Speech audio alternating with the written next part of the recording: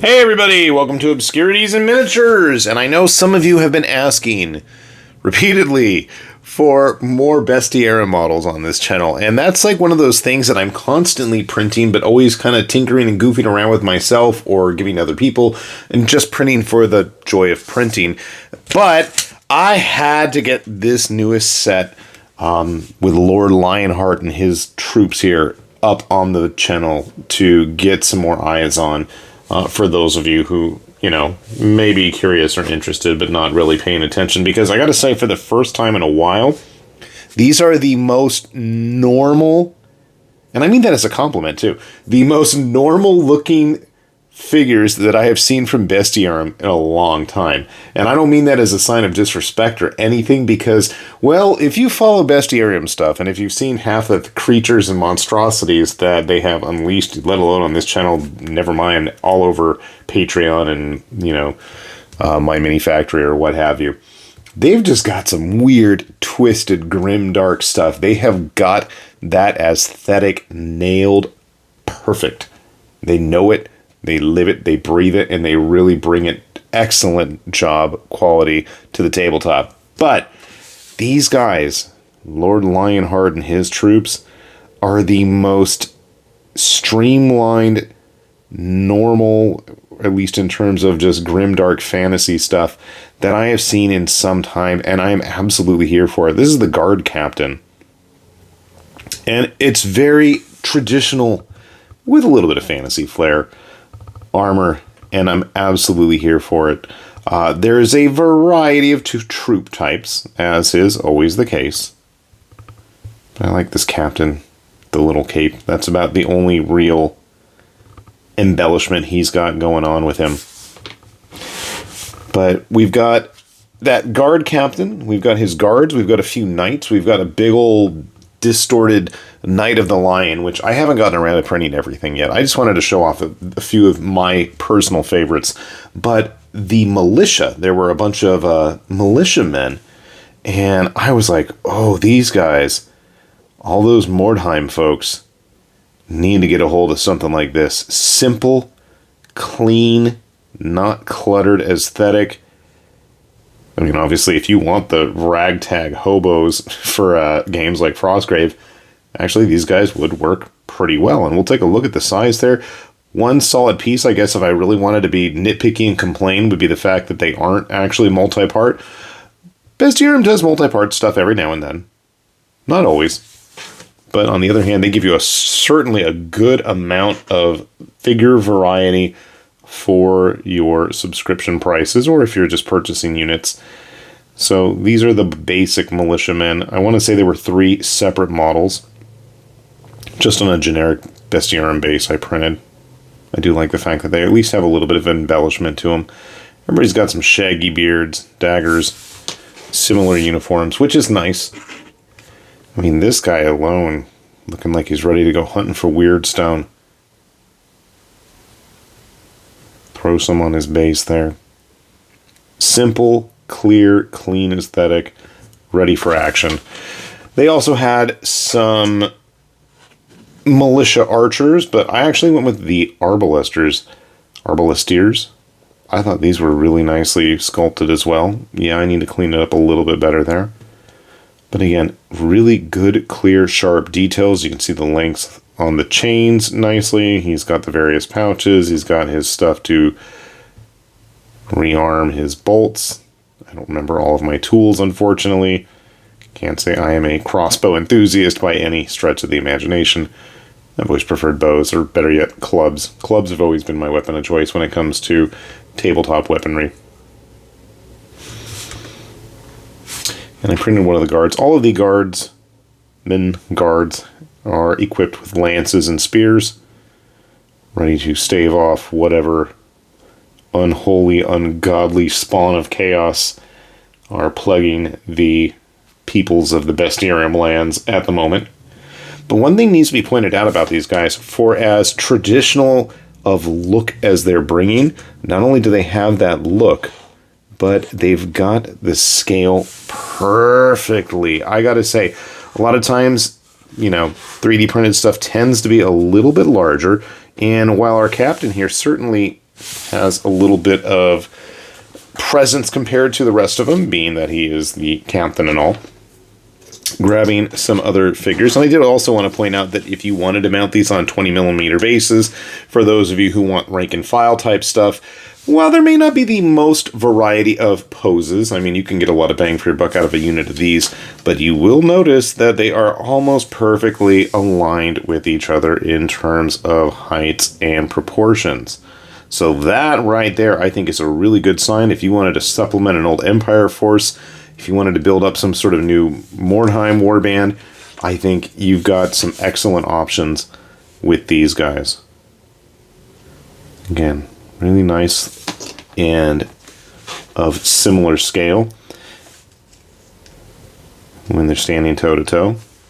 And even more interesting is when you start getting into stuff like actual Frostgrave models, so when you get about an equal size base, I feel like they're going to be really, really close in terms of size. So again, nice little supplement there if you don't want to have, you know, people of all kinds of ridiculous sizes and proportions.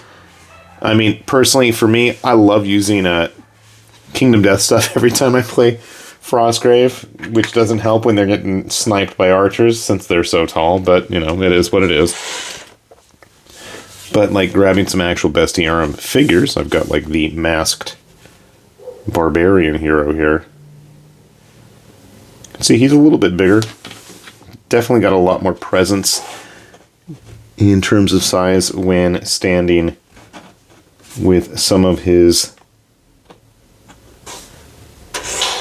typical human counterparts there. Maybe our captain is not the best option, but again, he is supposed to be a more hero type. Looking at the Militia, if you wanted to use them with some Basilians, the Basilians are a little bit more true scale, a little bit more compact in terms of proportions, but, you know, nice big chunky unit of them, I could see it totally working, and honestly, I think they would make pretty good Basilians as is. Sadly, I'm really wishing I had some of my Perry Foot Knights handy, but I'm going to take a wild guess that a Perry Foot Knight is going to look significantly thinner and smaller in comparison to them. I know he's not a Perry Foot Knight, that is a Wargames Factory Ashigaru Samurai model, but again, just looking at that kind of size, you can kind of get a good idea. I gotta find where I put those Perry guys. I've painted a ton. Don't know where they are, but... No, these guys aren't even the real star of the show. I just wanted to print them because I thought they looked really nice and easy to paint. What I really wanted to talk about was Lord Lionheart himself, which is just an absolutely impressive model. So right off the bat, you'll notice that we've got this really cool looking knight, and we've got this diminutive little munchkin of a lord here that's actually sitting on top of him. Now, I don't have them actually glued onto anything, but that way we can get a better look at the knight. Obviously, there's a few spots I just still need to clean up, as always seems to be the case. But just like the details, like the lion's head on the lance,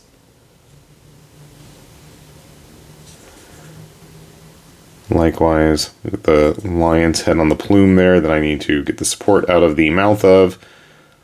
Little bits here and there need to be cleaned. Very fancy looking shield, battered and scratched. It's definitely seen some use in combat.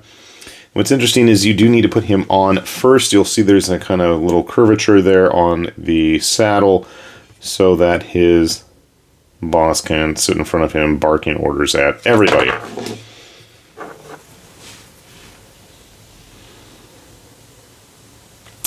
Lord Lionheart the Pompous. I think it's kind of neat you have the little guy, you know, sitting here giving the orders while you've got this big burly knight really doing all the work. The horse itself was actually two pieces. Yes, it is a horse. I did have to glue the head on, but the tail and everything else, all of that barding is one piece there. I don't have it handy, but he did have a set of reins that are supposed to attach. I don't know where they're supposed to even attach to. It looked like it was one piece on the print plate, but they snapped in half, and maybe that was actually supposed to be the case. I don't know where I put them. I'm going to have to find those or print some new ones, but I do like the fact it is hollowed out.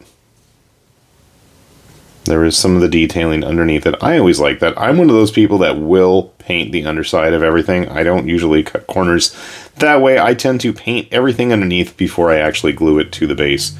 You can see how his hooves are shod there. Kind of a nice touch. But I want to say it's like probably at least a 75, 80 millimeter base. And if you guys have heard me talk about cavalry, other than the fact that usually I can't stand it, and it's not that, I mean, cavalry in, tabletop games are usually awesome units, and, they look cool. There's no denying they look cool. But this guy right here, of which they do have basic knights as well, which are on smaller bases, which I'm going to guess are nowhere near as big as an impressive of mount as our lord here is riding, or have as large of knights with as massive of war lances as that guy's got. But my gold standard for when it comes to cavalry are the Order of the Ashen Dawn from Conquest, and literally this guy almost can stack up to one. That is impressive. That's like, you are full of chonk, dude. You get a big thumbs up from me. You are still the reigning champion of just absolutely murdering everything in sight and running them over like you were a steamroller, but that's a different story. Not even Bestiarum's own cavalry units can compare with this guy. Recently, I told you guys, if you'd seen on one of my Monday videos, I had painted up one of the Beast-Sworn Marauders, I think these guys were called. But even he doesn't really stack up to Lord Lionheart, and obviously he's the big, knightly knight. He shouldn't be as tough, but this guy alone has got some nice, serious heft to him, and I mean, I think it's all hollowed out. I don't even remember now. Maybe it isn't. But it was an impressive model nonetheless. Just the sense of movement, the sense of flowing, gracefulness as you can imagine this horse kind of stampeding and thundering across the battlefield. I really love the sense of movement on this thing. And just the armor, it's got like that fancy kind of Kirin unicorn look to it. It really looks impressive. So my hope is that I can actually do a decent paint job on this thing.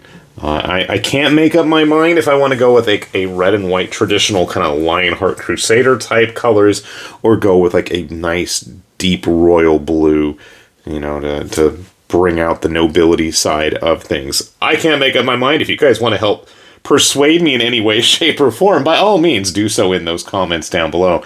But I mean, oh, you poor cataphract. I love this little cataphract sitting here. I have a couple more I got to finish up from Fireforge games, but yeah, it looks like you're in for a world of hurt.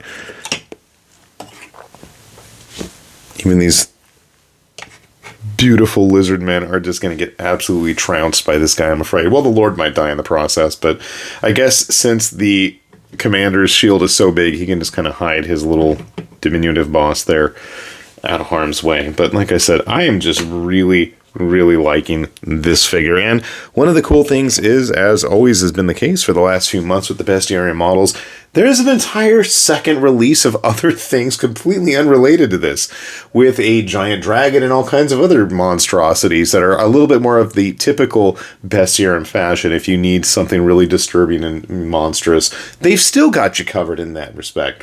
So if you haven't had a chance, by all means, check out the link below.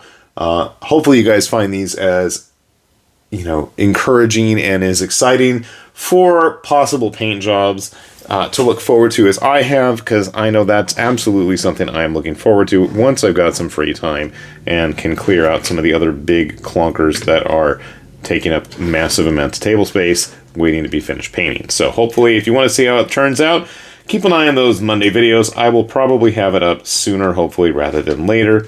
And with that said, then, this has been High Lord Tamberlane with Obscurities and Miniatures, saying thanks for watching, and we will see you back here soon. Bye-bye.